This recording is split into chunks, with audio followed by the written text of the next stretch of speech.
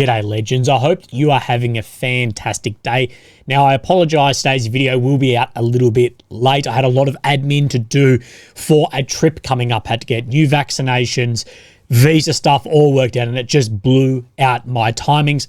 I will tell you more about this when it comes, or maybe after it. I'm not really sure how it's going to look yet, but at least you have something to look forward to, I guess, as far as some on-the-ground reporting, which I hope that you will find interesting. Now, we're back in the hot office. It got up to 44 degrees today in Adelaide, and it's very hot for the next week. But we have a lot to go over today. We're going to look at maybe an attempt on Zelensky. We're going to look at more footage coming out from, of course, the Ukrainian drone boats, which are being successful in the Black Sea, and the Russian ships engaged as well. More footage is coming out of this.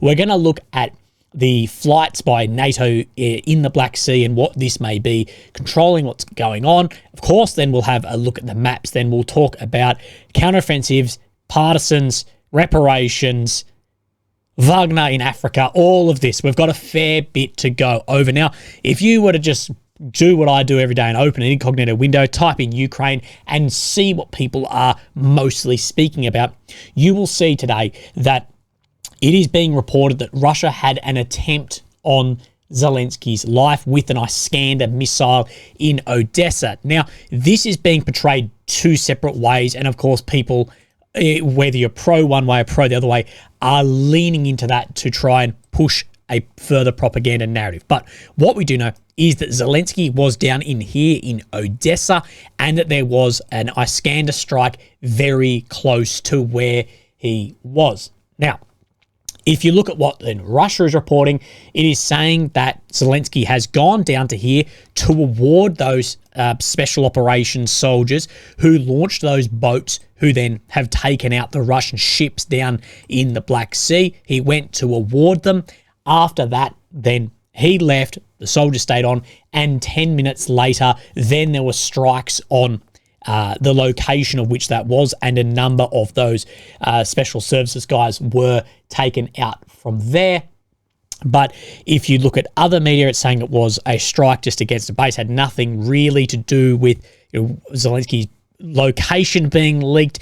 It's very hard to know exactly what happened here. But one thing I do want to clear up before we look at, I guess, footage of this, what's being said online, is taking out Zelensky could maybe be the dumbest thing that Russia could do. And I don't see that they would have any interest in doing this. It would be a terrible, terrible move. One, Zelensky's not involved in any fighting. It's not like you're taking out some super soldier, although he may wear the bloody uniform the entire time.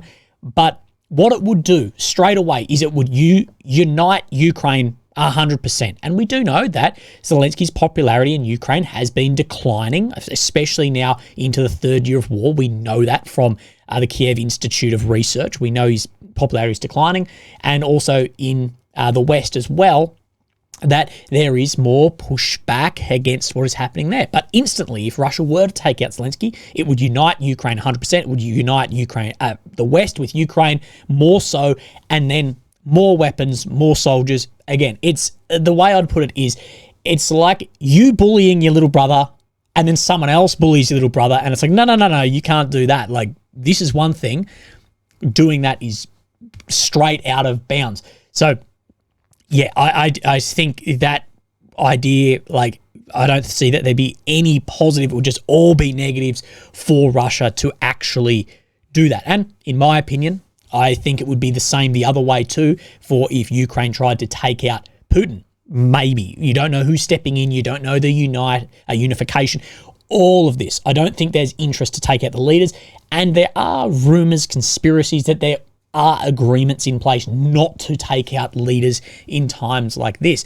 My opinion is, if Russia actually wanted to take out Zelensky, I believe they could have. He's very public. He walks around the streets in Kyiv.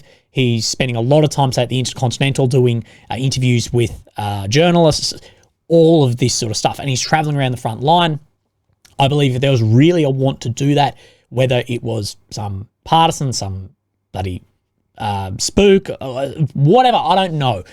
But again, I think it would be the worst possible move ever. Anyway, somewhat to back this up, this came out now. It's either June the 8th or June the 28th. I could be wrong, but a Russian drone here taking a photograph of Zelensky's convoy here down in Kherson. So that people are using this as, if they wanted to, they could. But again, I think it would be ridiculously stupid to do that for the unification of everyone around it. But let's look at what happened in Odessa, and let's look at what then the Ministry of Defense of Russia said. So at 11:40 Moscow time, the armed forces of the Russian Federation launched a high-precision missile strike on a hangar in the industrial port area of Odessa, where preparations were being made for the combat use of unmanned boats of the Ukrainian armed forces. Targeted strike has been achieved. The object was hit. That is what they're saying. And then there's a couple of photographs released from Odessa here, and then a second one that we can then see here. So looking like that port area has been struck by where that is coming up, and you can tell that is a major bang that has happened in there. Now, let's have a little bit more of a look. So a deadly missile strike on Wednesday on the Ukrainian port city of Odessa appeared to land near the motorcade of President Volodymyr Zelensky, who had visiting the Greek Prime Minister. We know they had like a press conference-y talk down there as well. Greek Prime Minister says, we heard sirens shortly after. As we were getting into vehicles, we heard an explosion. We didn't have time to get shelter. It was a very intense experience. Ukraine's Navy told AFP the attack on the port infrastructure killed 5 people and left an unspecified number wounded. So we know that there was an attack on port infrastructure and multiple people have been killed. White House spokesman has said it appears that the rocket landed near the convoy. Now, it's saying, if you go down the Russian channels, it's saying they waited for Zelensky to leave and then hit it. Explosion location, I don't know. Otherwise, it would say, the other side is saying it was an attack there, because that helps propaganda victory too. He's saying you're attempting to take out our leader too. So the White House is struggling to end Republican stonewalling of the new US aid package. Spokesman for President Joe Biden's national security has said that the attack showed the urgent need for sending more weapons. This strike is yet another reminder of how Russia is continuing to attack Ukraine recklessly every day. Now, we know as well that there has been a lot of officials targeted cross-border. Now, here we have as well more reporting of a car bomb in Russian-occupied city of Berdyansk in southern Ukraine that Russia is saying has killed a local election official, that a homemade explosive device was planted under the vehicle of a member of the precinct election commission, and the victim died from her injuries. And we've seen many, many examples of this occurring as well in Russia too, not only in occupied, but in Russia, of officials being directly targeted by partisans or spies working for Ukraine. Now, this is one of the things that Zelensky has come out with as well. These people don't care. They've either gone insane or they don't control what their terroristic army is doing, speaking on those attacks. So what actually happened here? Look, we'll never know. But what we do know, Zelensky and the Greek Prime Minister, they were down in Odessa, and then a missile hit near the motorcade, near the convoy, has struck port infrastructure, and there are claims of who exactly was caught up in this, but ducks do align in some areas. Now, President of the EU and every leader around the world has quickly then called out what has happened. I strongly condemn the vile attack on Odessa by Russia during Zelensky and this bloke's visit. No one is intimidated by this new attempt at terror. Certainly not the two leaders on the ground, nor the brave people of Ukraine. More than ever, we stand by Ukraine. Of course, President of the EU, Ursula von der Leyen, who has called out some things before. I have a bit of beef with Ursula. Ursula, one, come on the podcast if you like to talk about it. That's never going to happen. But about calling out some things as war crimes that actually aren't, that is, it's unethical, it's unmoral. But if it doesn't meet that requirement of the dual use, which we talk about, I think the misinformation there too. Say this is terrible, this is unethical. But yeah, it's just my part is officials should never wade into things that are somewhat like factually incorrect, regardless of bias. Of course, I know that's where officials land. Now we need to talk about Zelensky's wife, because she has denied an invitation to the State of Union in the US. Now, this is because they wanted to sit her next to Yulia Navalny, who, of course, the wife of Navalny, of course, opposition to Putin, who has died. Now, one thing I'll say about Navalny is he's being portrayed as a hero, as a freedom-loving, democratic, like, you know, man of peace. And I'm like, no, he might be the lesser of two evils here, but don't make out like we're going to put him up against Anthony Albanese, who, you know, he's like the Australian Prime Minister, and we're going to think that this guy's a rock star. There's some dirty stuff going on there too. Just look into some of his history. But the White House is intended for Olena Zelensky to sit near First Lady Jill Biden and Russian opposition figure Yulia Navalny, who has viewed some skepticism online. And of course, then Elena here has denied that, not wanting to be, I guess, used like that. But I think maybe for the good of the country, maybe, I don't know, maybe so. But let's have a look then at boats and drones, as I think this lines up. We're going to look at the maps, trust me, but this lines up with the strike we see on Odessa. Now, I've spoken out my arse about if Russia want to have more control in the Black Sea, or not even more control, want to maintain or get back any control in the Black Sea, they need to somehow stop these drone boats. Now, whether that is targeting individual areas in here, I can't draw for some reason, where these are being launched, maybe, I don't know, whether you can just put a big bloody net out here, that seems unrealistic. Maybe develop countermeasures off your own ships.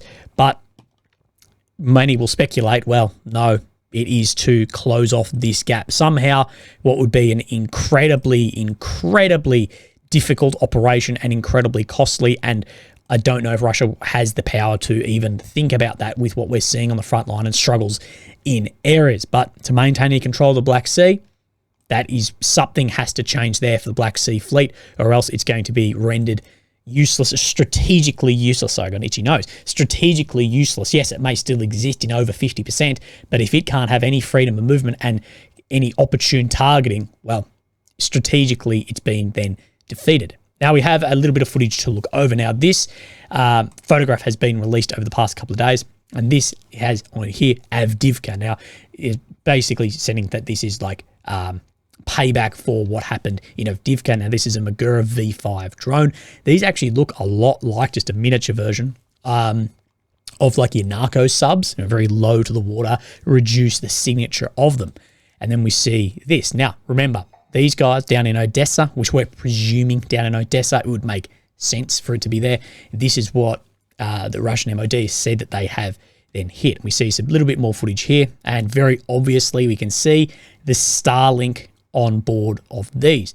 Now, anyone who loves to, like, I don't like Elon Musk for a lot of reasons, particularly with things in the stock market and moving things around and false promises anyway.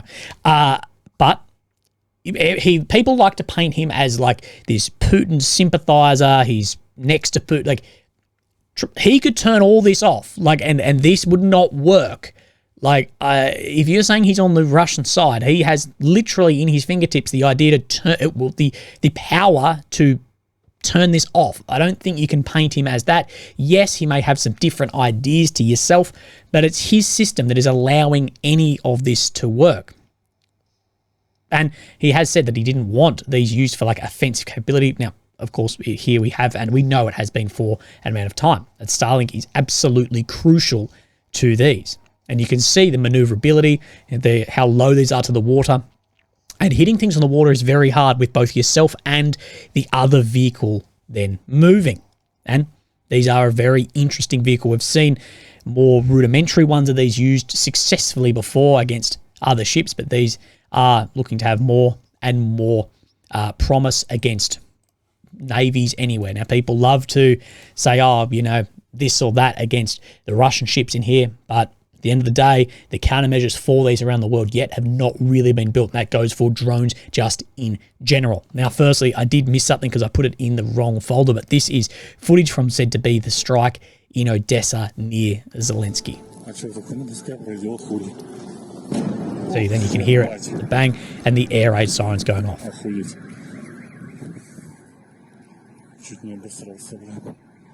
So, yeah, sorry, it wasn't that exciting, but did miss it. Now, we have a little bit more footage here from the other night when the Sergei Kotov then got taken out here. We see the Sergei Kotov, and we can hear more firing on the drone. And we can actually see in action, I believe for the first time from like a third party, we can actually see these drone boats in the water. Now, you can see the trace rounds then skipping off the water. Very common, they'll do that.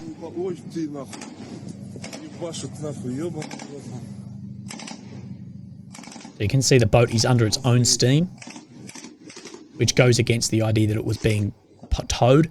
Although I was thinking about this last night. Maybe it was hit and then was starting to get towed and got hit again. Could be wrong. I don't know. No one has a full breakdown of exactly what actually happened. And this looks to be aboard another ship. So you continue seeing that fire.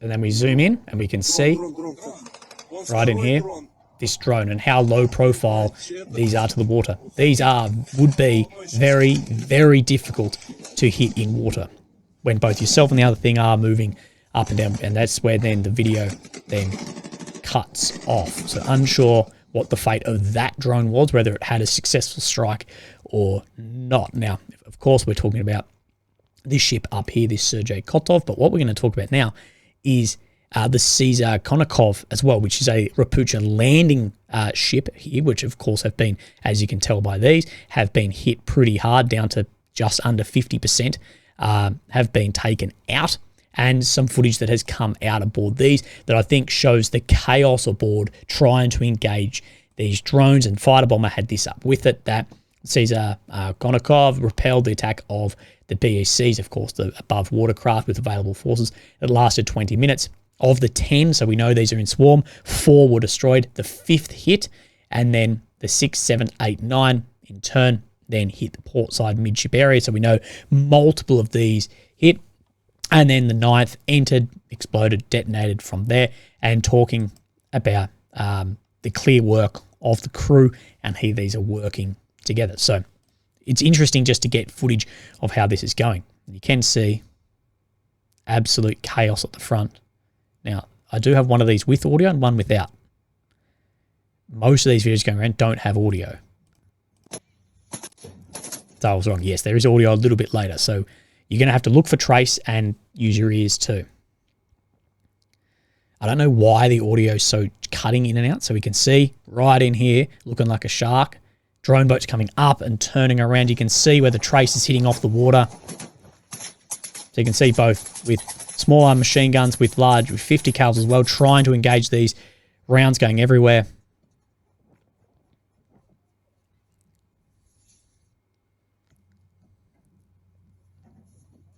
So I'm guessing anytime something is said, the audio is cutting out instead of all of it.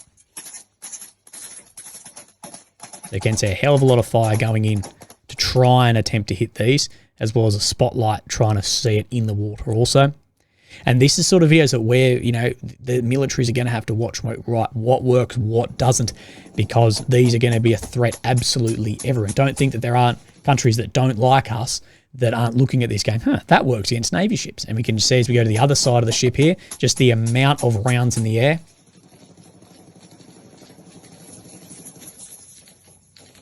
Trying to hit these somewhere.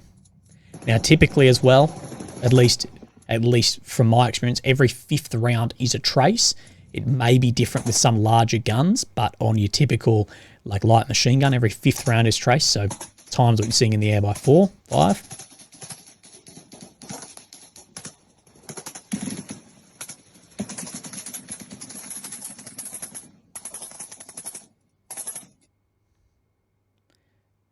So of course, absolutely crazy bits of footage here.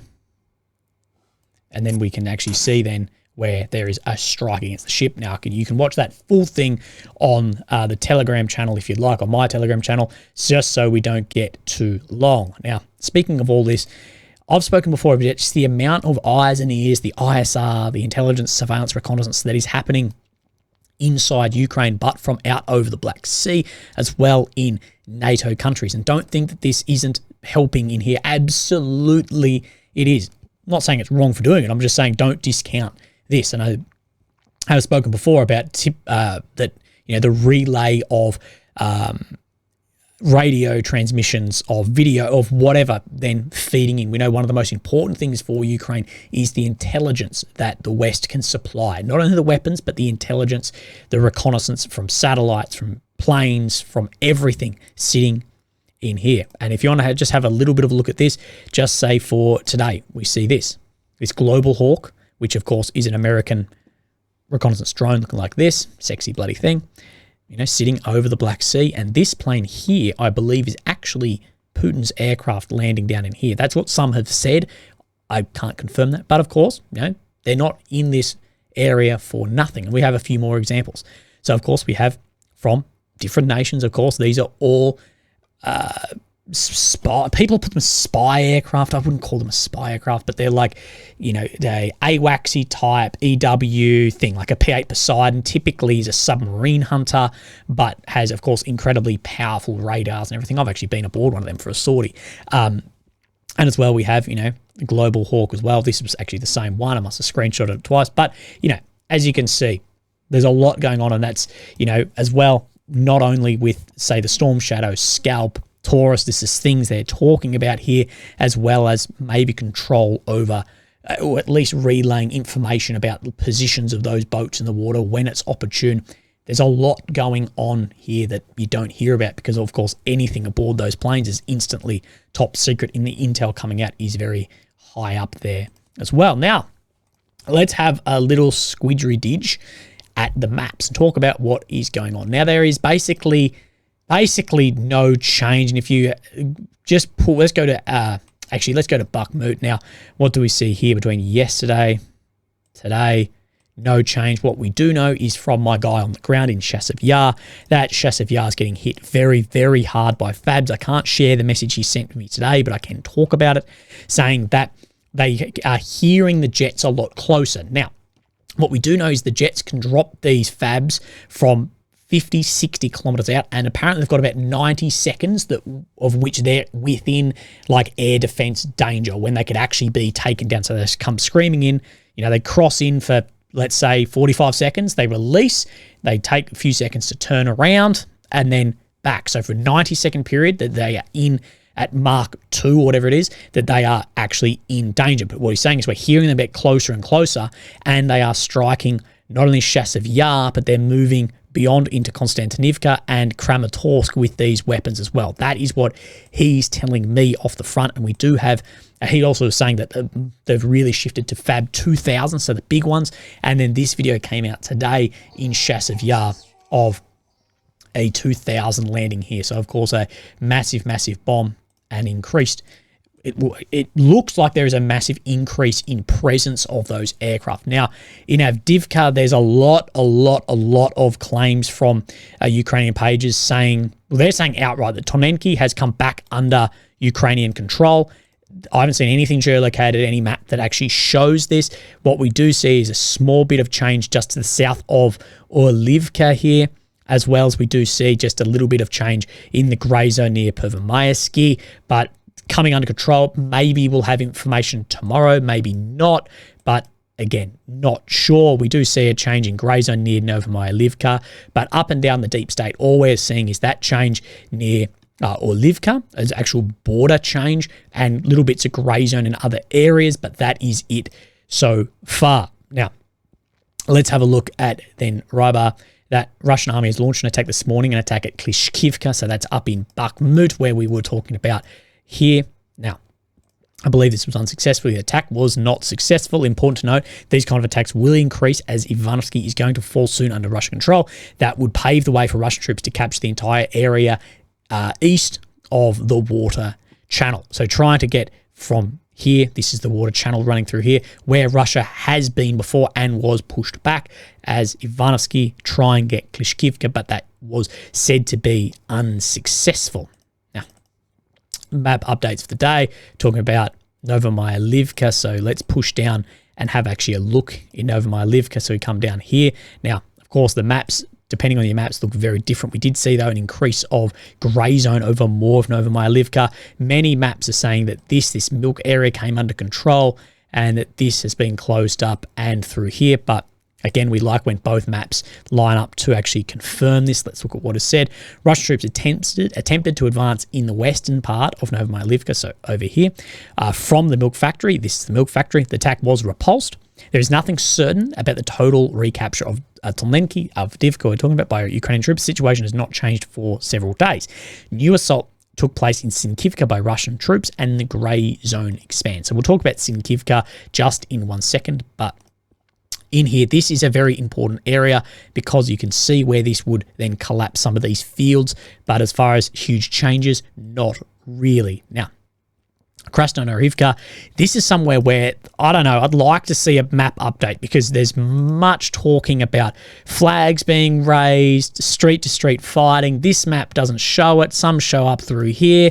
We're not really sure. There's videos coming out from Ukrainian soldiers saying that the situation there is really bad. They're not getting the support they need. And, of course, there's a hell of a lot of fabs being dropped here as well. And we see this further push over the last week from Mariinka west out near Harivka here too. So, again, we're not really sure, but we do have a lot of stuff coming out from Fab, what have I done? Fab 250s and Fab 1500s being dropped on Krasnoarivka only today. So, like I've said, there does seem that there's an increase in Russia's ability to move things in the air in the east of the country. So we see this dropped on Krasnoarivka here. So a big blast there. And then a further one here. I don't know which is the 250, which is the 1500. They both seem, maybe that's the 250 that is smaller.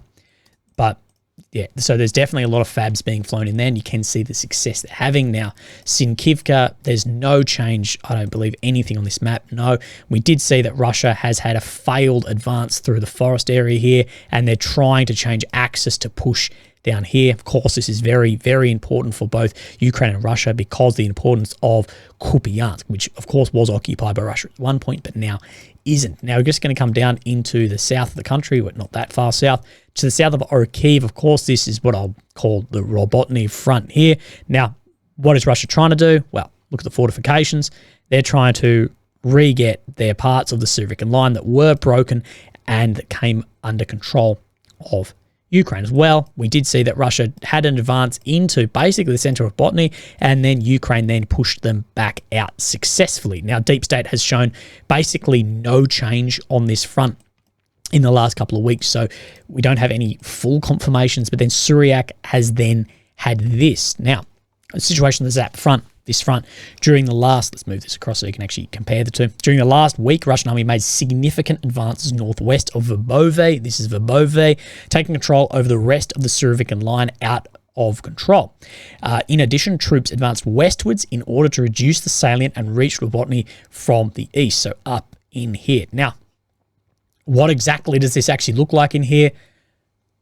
I don't know either. We will wait and see what the maps do, what geolocated footage comes. Hold your horses on exactly what is happening because we just don't know. Now, that's the end of the map, so you can probably click off the video. But sometimes I have some good stuff at the end. Hold your horses. Now, has been more talk about counter-offensives today coming out. Now, I can't get the video of this because it was on state television, of course, being spoken in Ukrainian. So we're going to have to take what Kyiv Independent has put up for this. But Ukraine's Ground Forces Commander, Alexander Pavliak, said on national television yesterday, the armed forces withdrew in February from several settlements due to severe ammo shortage exacerbated by the US delay. Of course, people love to throw around the human wave thing. Of course, if you know me, I have said that if in a war where every single thing is filmed, whether it's a drone dropping a bomb, whether it's a smartphone, whether it's a security camera, everything is filmed, and I haven't seen anything that I would classify as human waves. Now, you do see that in when people are pulling out of areas, and you can then see targeting, but that's not like a human wave tactic into an area. I just haven't seen it. If you want to show me it, show me it. You can see a screenshot. I don't know if I'm going to be able to put it up here, but if I can find it, about when I had to fight something, about like, why would you not show this? You know, if you show all this other stuff. Yeah, anyway. So the front line is difficult, but controlled. Also saying our goal is to stabilize the front line, to destroy the enemy as much as possible, regroup as much as possible, move units to landfills to create an offensive grouping, so group up then the offensive actions, and to conduct counter-offensive actions this year. saying, I think we will stabilise the situation soon and do everything to prepare forces to switch to more active actions and take the initiative. Now, of course, the tactics were compelled by the lack of weaponry sent by Western allies. Now, of course, all of this is going to hang on those US supplies coming in. Absolutely. That said, we have seen the White House has spoken about that 2024 is more of a holding the line of defensive areas rather than retaking territory, and that's going to be next year. We know last year, because we've already seen a counteroffensive happen, so we know how long the build-up actually is to regroup, to retrain, to train, not only retrain, to get vehicles ready, to get new equipment. How's this actually going to look? The only really bit of new equipment is going to be the F-16s if they're there in time. And there's going to be a teething process with those. They're not going to be that greatly successful probably for the first weeks, months. We don't know. There is going to be a teething phase of the completely new system that's fighting in an incredibly difficult airspace too. So will we see an offensive this year? I don't know. I think it would be limited at best. Maybe. I just hope that there isn't some attempt at like a PR victory and it goes shockingly badly, because that can happen if it's not prepared correctly. So he's saying, conduct counteroffensive actions this year. He knows, of course, more than I in the build-up or whatever. So I guess we will see in the coming months, but it needs to be soon. We're in bloody mid-March. It's crazy. It's my birthday on Sunday. So yeah, I don't know. Maybe not. I'm leaning more not, but I guess you guys can decide what goes on. The reason, sorry, I'm skipping bits here, but the reason I think not is I'm like, what has actually changed? What other huge deliveries have happened to Ukraine? Same tanks, same Bradleys. Yeah, they're having success in areas. You also have proven that these aren't some Wunderwaffen. These areas, of course, have been reinforced, recaptured in some areas as well of this line. What has changed? What is different between last year and this year? What has changed there to show that you're going to have more success? I don't know. It's trying the same thing again and expecting a difference as a result. What is that? That is what craziness is, or whatever. I'm going to get that wrong. I'm half an hour into a long day. Now, one thing I've seen through the Russian and Ukrainian groups is a hell of a lot more reporting about the arrest of partisans. Now, again, take this stuff with a grain of salt. We don't really know, but we do know that there are going to be partisans working both in Ukraine and Russia for the opposing side. I've just seen a massive uptick in this. And we have actually seen a downtick in how many partisan actions are taking place in occupied territories. Now, whether that's a lack of reporting, maybe it's not coming out, or that Russia is, actually being able to somewhat put a lid on this, and we don't know how they're doing that. But yeah, it is interesting. But we have seen an uptick in arrests. So, of course, this one is from a Russian page. A citizen who sponsored Azov was detained in Lugansk from Feb to November. The suspect transferred money to Azov organization, banned in Russia. And then we see then this screenshot here, SBU. This is Ukraine. This is, of course, Ukraine intelligence. Detains man suspected of joining to spy for Russia. So it just seems like, I know I've got two examples here, but I've just been seeing a lot of this sort of more stuff popping up around these arrests. Now, if any country in the world should be not talking about reparations, it's probably the UK.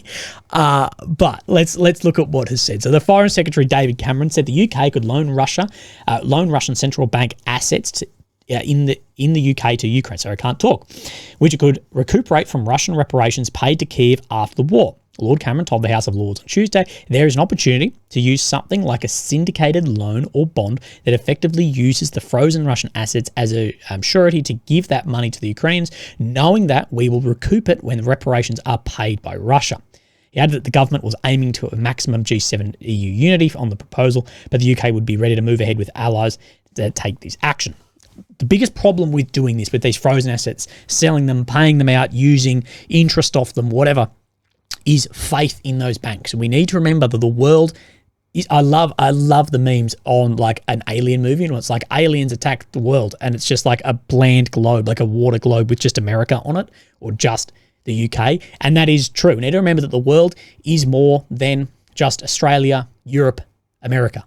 The world is more than that, and there's a hell of a lot of money in much faster growing economies than these that if there's faith lost in investment or asset protection in these banks, in these systems, that isn't great for the pound, for the dollar, for the euro as well. So yeah, for Ukraine, this would be great.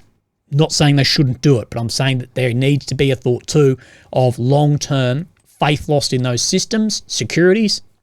How does that actually look? I guess the opposite of this is what we see with Switzerland, with people putting money into their banks. Dirty money in some cases. Speaking of money. Now, one thing we do know is the Russians get bonuses for taking out certain bits of equipment. We've seen apparently that bloke who took out the Abrams got a bonus. Now, this bloke here, NATO fella propagandist, has said, we want to pay bonuses to the soldiers of the AFU for the destroyed Russian equipment. This is from the Secretary of Defense Committee of the Parliament, Roman Kostenko. Now, I can't find this anywhere else, so maybe right, maybe not. Now, to me, if you take a ship out and it's less than a tank, you're getting ripped off. You're getting ripped. Anyway, but talking about this. Now, I don't think this is a great idea, and I actually agree with the fuzzy pot down here saying this could be a bad idea. It could potentially incentivize lying or tasking of artillery to destroy Russian assets that are less critical to the ongoing fight. And I agree with that, that you may get sort of finish line goggles on and be like, well, going for one thing rather than sticking on just the mission plan. That if you know you're going to make a hell of a lot of money and my mission is this, Willie here is going to be looking sideways going, but I know my mission's this village, but I've just seen a tank. I'm going to fucking, yeah. Don't know. As well as, of course, I think it brings up a good point with using artillery in other areas. You never know who's got their bloody money hats on.